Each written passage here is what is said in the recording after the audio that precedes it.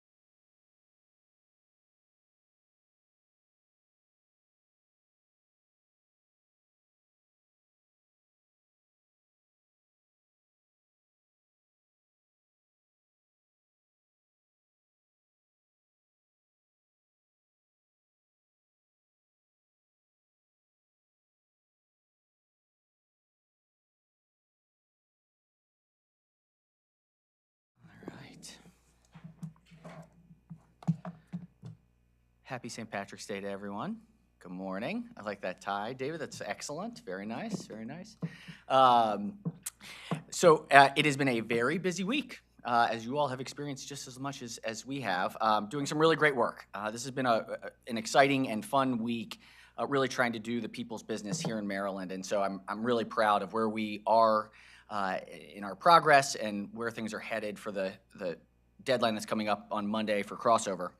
We had our first double session yesterday, which was long but impactful, and I think we were really successful overall, moving a number of really important and significant pieces of legislation. Some that I really want to highlight that came out this week. It's so many, it's hard to, when they come in a flurry, to really catch each one, but a number of them in and of themselves, if they were their own piece of legislation at a single time, would be a significant accomplishment for the legislative year. So SB 1, of course, the Gun Safety Act of 2023. I'm really proud of the work that the committee did and that we did in the Senate to set up a new framework to address the issues presented by the Supreme Court and the Bruen decision. We have Senate Bill 144, which is the energy efficiency incentives for low-income housing. What we know is that with inflation and the cost of energy, it is increasingly difficult to make sure that our incentive programs reach the people who need it most, which are our low-income residents. And so this is going to be a bill that makes it easier for them. Firearms, restricting firearms surrendered under final protective order, Senate Bill 185.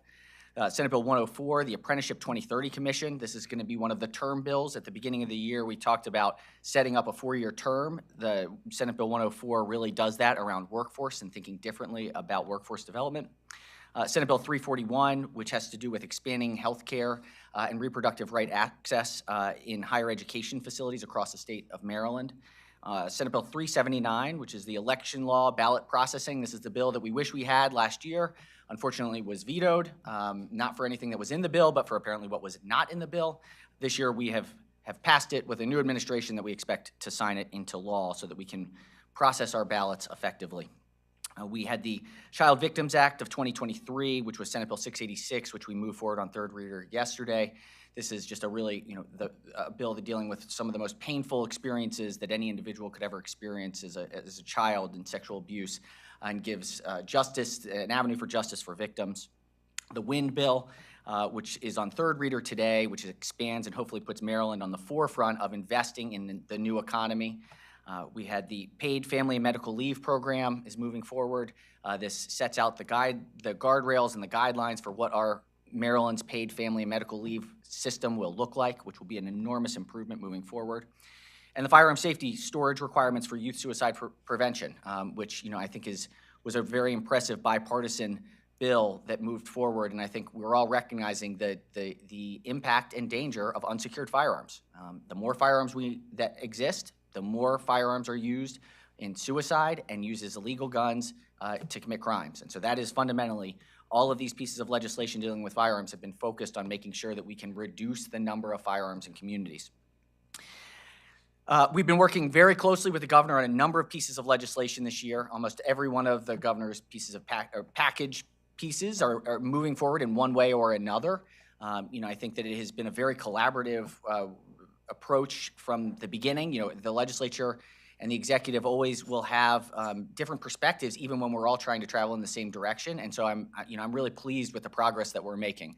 I think that it's been more collaborative and more cordial in the approach, and where there have been differences, we've had real, honest, thoughtful policy conversations about why the Senate or members of the legislature feel one way versus the executive. And I think that we're all moving in unison with changes, and that's what the legislative process is about. We had the Access to Banking Act that has moved forward. The Healthcare for Heroes Act moved forward last night.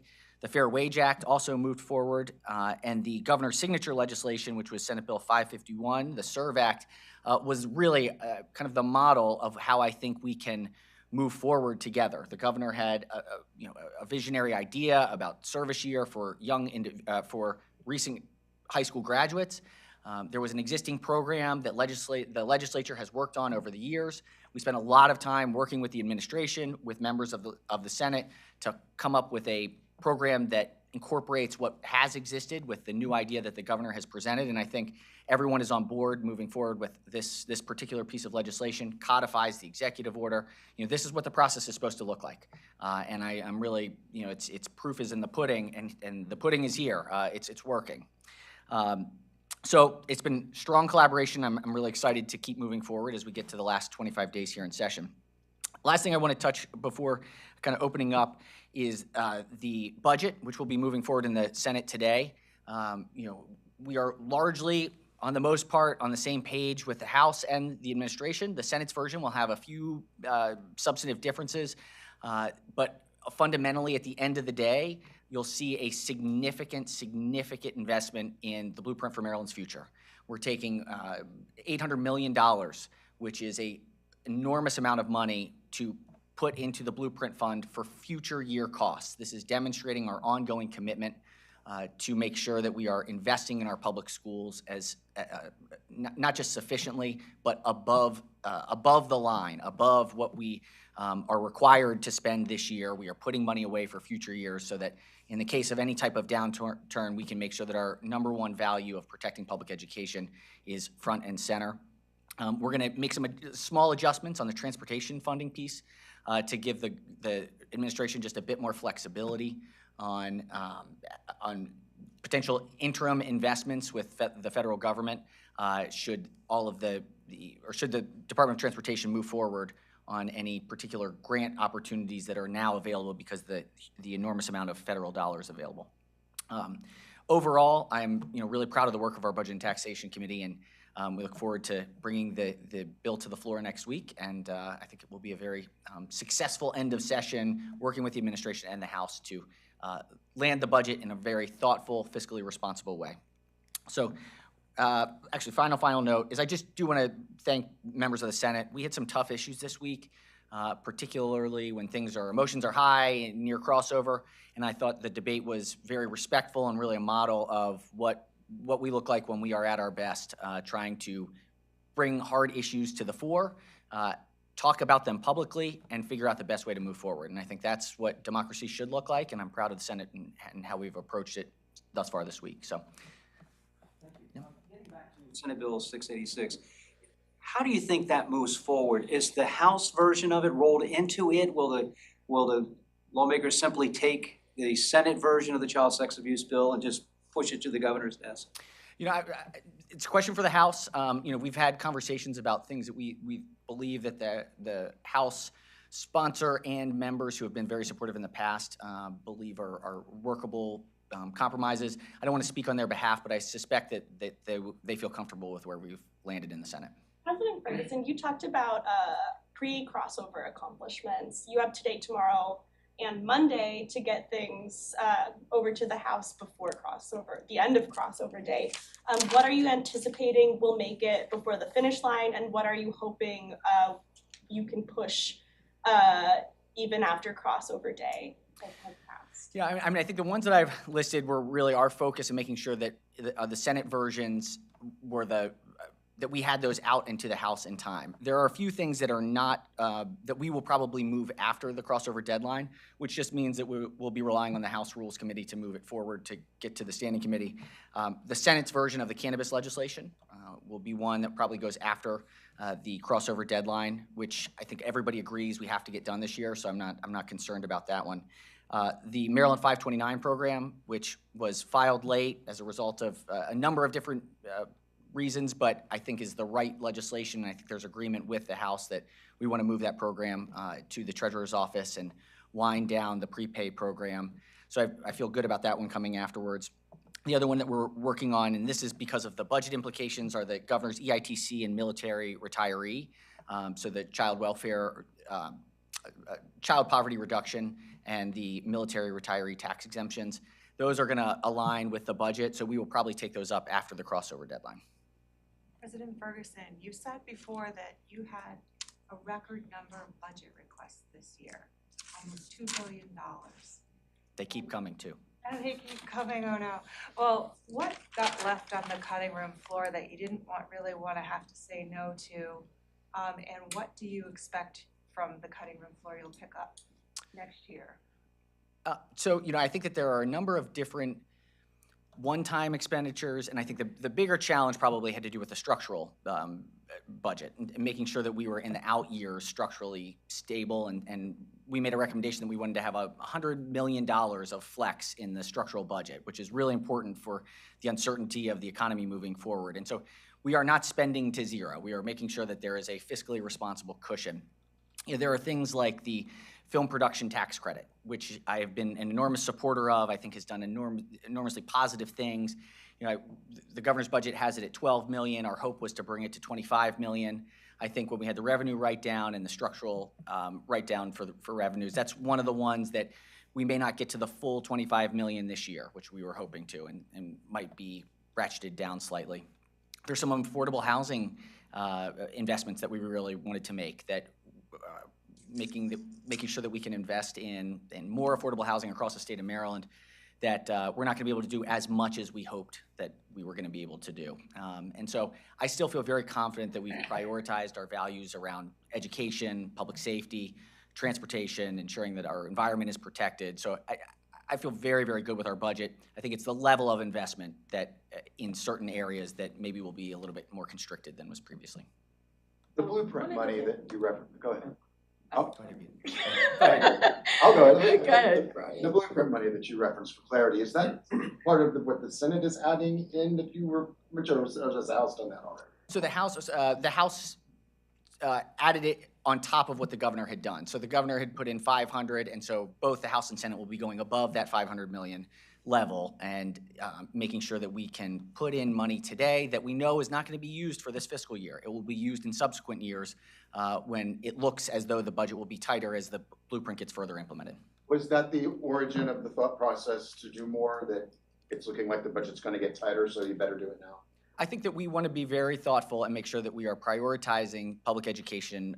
It's a major commitment that we have made, and we want to make sure that we follow through with it. And so I think should things get tighter moving forward, we've seen what's happening in the world with Swiss banks and our banks in California.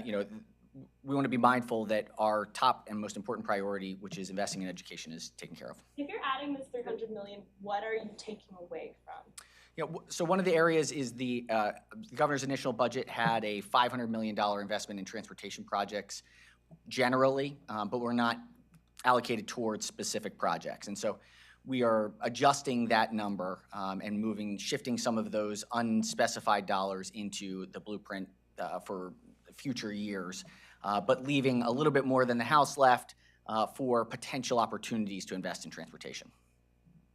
The governor's budget included phasing out the Boost program, and I think you've said in the past that you support, keeping the amount of money at the levels that it currently is. I just wanted to find out if you could sort of talk about that decision, why you think that that's a program that should continue, given the fact that it is for private schools. Yeah, look, I think if most importantly, we're investing in Maryland's public schools. And I think the additional $800 million above what is required for us this year, $800 million, being invested in the Blueprint Fund is a clear and obvious recognition of the Senate's commitment to making sure that, without a doubt, number one, we have to make sure that we are fully funding our public schools. We'll see what happens today in the committee. I believe that there will be an amendment to restore the funds that had been cut to not phase down the program.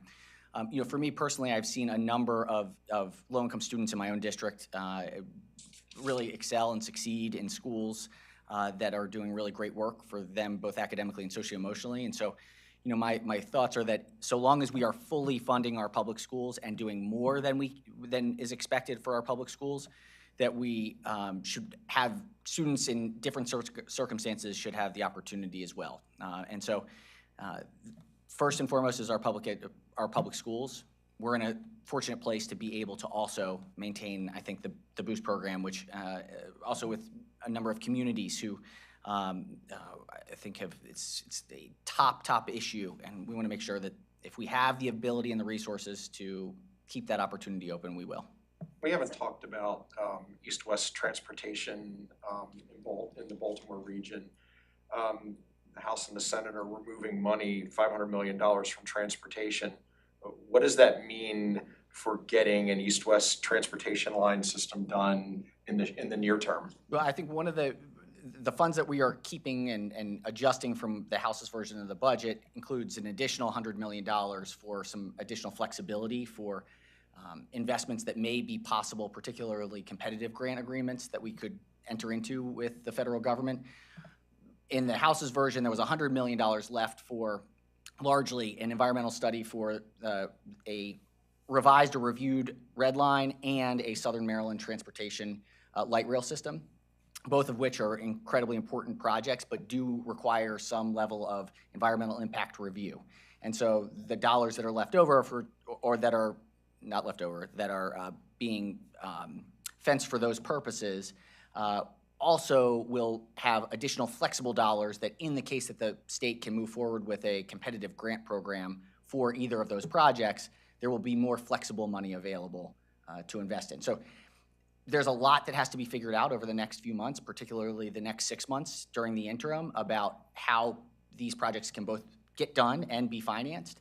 And so we want to make sure that the administration has that flexibility during the interim to start on that planning process. And so that's where the Senate has landed, and I'm sure we'll have productive conversations with the House. If you're someone that lives in the area who is really looking forward to a fix like this, to be able to have a little mobility to improve your lot in life and have a better job, realistically, what do you tell them?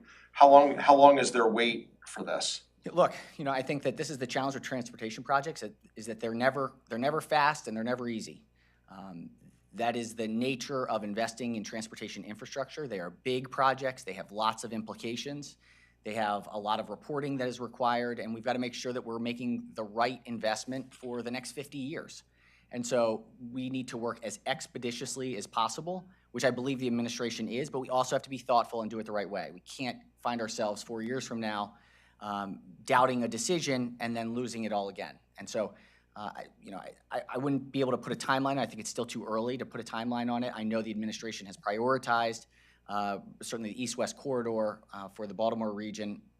I think that is the right prioritization, but we also know that that's not the only priority. We have to move forward there. We also have to figure out a solution for 495, American Legion Bridge and 495, and we also have to figure out a solution for Southern Maryland. And so all of these are very big projects that are going to take a lot of time and energy. And so I think that I have confidence in the administration moving forward, and I suspect we'll have a little bit more specifics next legislative session. Missing from your bullet points was the Bay Bridge. Is the Bay Bridge off the table? No, I don't think the Bay Bridge is off the table. I think that, I look forward to the administration's review of the project as well. I haven't heard specifics one way or the other, but that's another very, very important project. You can see the infrastructure needs that we have. You'll see from the Senate an amendment coming to a bill about transportation infrastructure financing that the House moved forward around Garvey bonds and some bonding authority for road projects. We are going to incorporate an amendment that sets up a blue ribbon commission about financing for transportation and tries to bring in all of the various experts, all of the different modes, really think about technology. This is something we've been talking about for the last few years, that as we electrify, which is the absolute right way to go, it has an impact on our gas tax. Additionally, we know that there are going to be changes in technology to train technology, to the port, to the airport, trying to really get a sense of what do the next 10 years look like for our transportation infrastructure needs and how do we finance it appropriately. And so we'll be moving that forward. That'll be probably after crossover, but it's a bill that something that we're going to be working on, a House bill that was sent over already. Mr. President, I have a question for you as the senator from the 46th. Yes, If please. you don't mind. This morning, the City Senate delegation moved forward a bill that I understand is required to facilitate this transition to local control of Baltimore Police Department. It sounds like not everybody's on the same page with the details, and I'm a little out of my depth here, but what are your thoughts on the prospects of getting the right legislation done by sine die to facilitate this? Well, look, I think the voters spoke, and that's clear, and the voters said they want local control. And I think that is what we are moving forward and committed to doing. The question that I think is the sticking point is, do we want local control will exist no matter what with this legislation? Should we have the city council be in charge of the daily operations of the police department, or should the mayor and the commissioner as executive agencies be in charge of the daily operations of the police department? That's the sticking point. And so, as a legislator, I often have a very heavy bias towards the legislative branch, but I also have come to understand the value and importance of executive agencies having the authority to be able to execute on a daily basis. And so I think that's the question. What the bill that we move forward matches what almost every other jurisdiction has some level of balance between what are the legislative powers for police power versus the executive powers for police powers. And so that's the philosophical difference I think that exists right now. And we moved it forward today, and I think it was the right decision. President On minimum Ferguson, wage, go ahead. thanks. On minimum wage, you've talked about not including indexing in that bill. I'm wondering if you could speak to that decision, but also whether it is something that you would include in the future. I think we're here every year. And that's an important point. And we've touched and impacted and raised the minimum wage, I think 3 of the last 12 years that I've been in the legislature. And so, I think that we have to take into account all of the impacts of raising the minimum wage. Certainly it's something I've been extremely supportive of in the past as well as this year. But there are very real impacts for local governments, for our Medicaid providers. And so, to have an automatic process that doesn't take into account all of the other factors, I think was where the legislature decided, we are back every 9 months. And so if this is an issue that comes up and we continue to see inflation not get tempered by the federal government or by the Federal Reserve, we may have to come back and do it again, but that's our job. And so, I feel like moving and accelerating was the right way to go. And so, indexing, I just think we don't need indexing because we're here every year. Mr. President, the Legislative Black Caucus has identified the cannabis odor bill as, to eliminate as a pretext to search a car or a person. It passed the House. Is that something that may cross the finish line? Yeah, I think we will see something move forward this year for sure. This is an important issue. I think as we move forward with legalization of cannabis and have an adult use marketplace, we should treat cannabis the same way as we do alcohol and tobacco.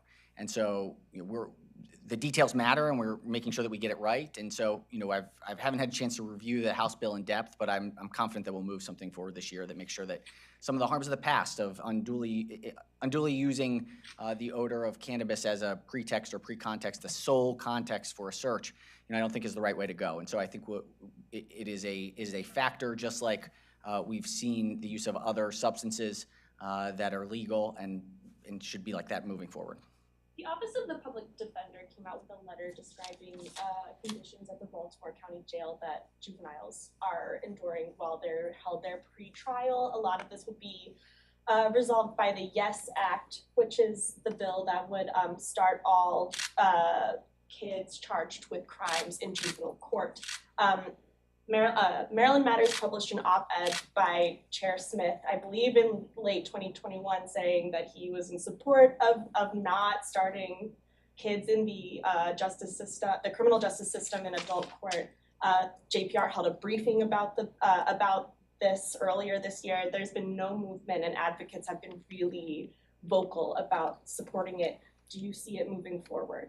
I think that this is an important issue and a very hard conversation. Especially, I think it's important to be mindful of some of the really horrific tragedies that we've seen in the Baltimore region. It's, we are not in a good place when it comes to really making sure that some of our most impacted juvenile young people are changing their behaviors, and that we're providing the interventions to shift how they engage in the world. And the level of firearm violence that we're seeing amongst juveniles is totally unacceptable.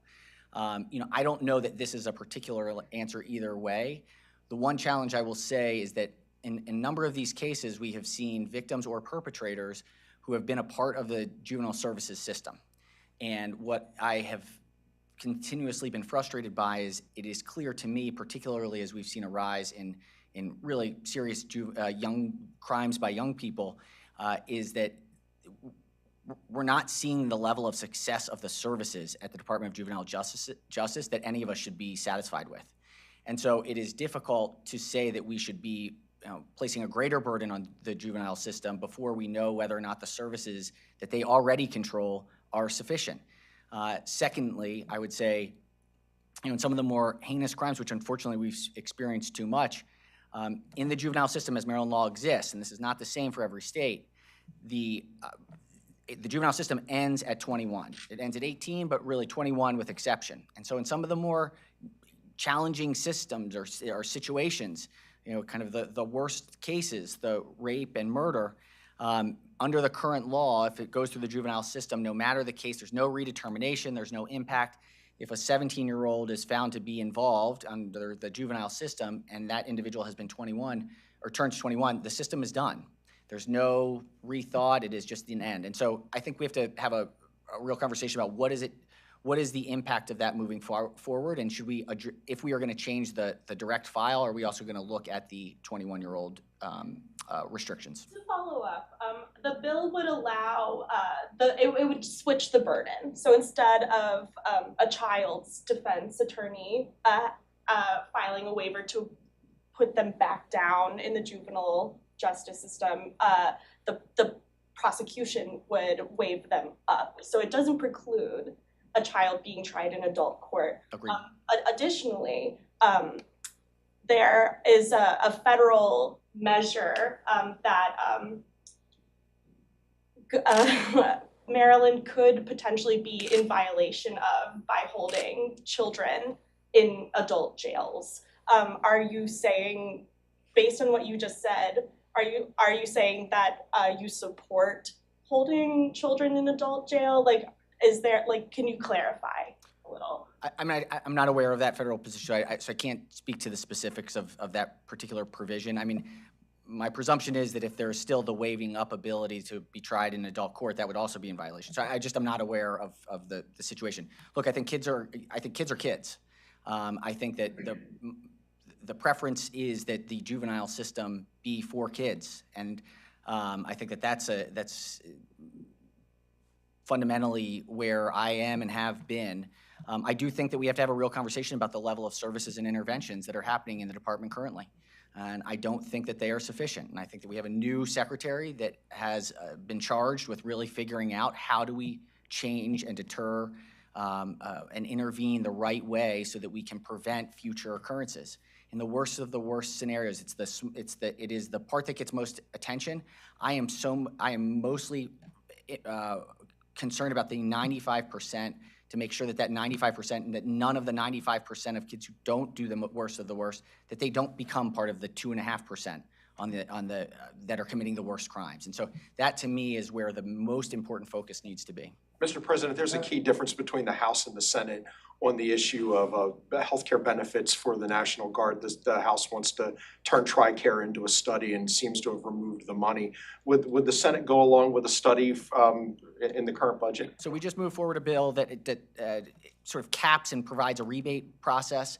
It's not quite as, it was a cost containment measure, but I would say there's also reason to look to make sure that we do this the right way.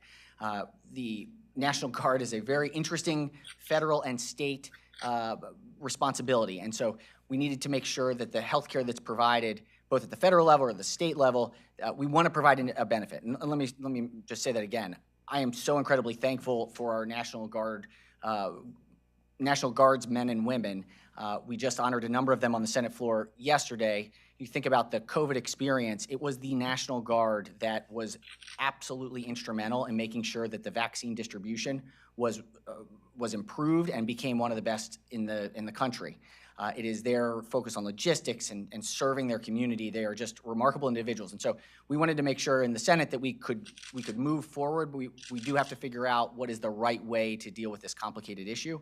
And so I feel good about where we are, but I am certainly committed, and I think the Senate is entirely committed in looking at this moving forward to make sure that we do it in a way that is the maximum benefit for those who are serving our communities. Is that a no on the study? We have time for one more question. Do you have an update on how support is growing or is maintaining for the police superintendent, state police superintendent? I think there have been a number of conversations. I think that the superintendent is working hard to speak with individual members, and particularly those members who have expressed any level of concern. I think we'll have the hearing on the 27th, and we'll see where we are then. Thank you, Mr. President. Thank you all. Thank you.